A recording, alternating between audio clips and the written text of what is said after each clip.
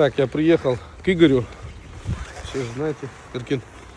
Сейчас наглядно я вам покажу, что такое Наташа, как с ним работать, как укрывать машину и для чего она предназначена. Сначала припарковываем машину, чтобы она никому не мешала. Потом достаем тент, накидываем на машину.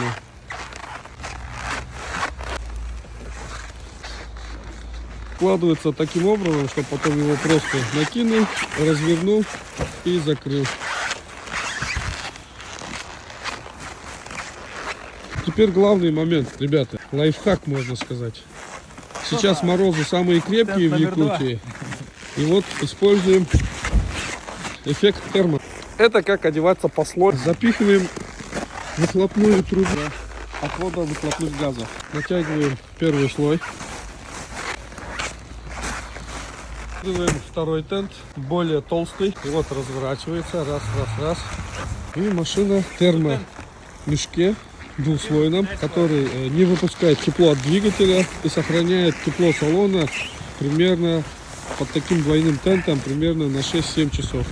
После этого, как температура под двигателем снижается, там, опускается, условно говоря, там, до 0 или до -5, по автосигналке она автозапускается и прогревается машина, условно, час работает, потом выключается, и вот это тепло обратно тент этот не выпускает и сохраняет.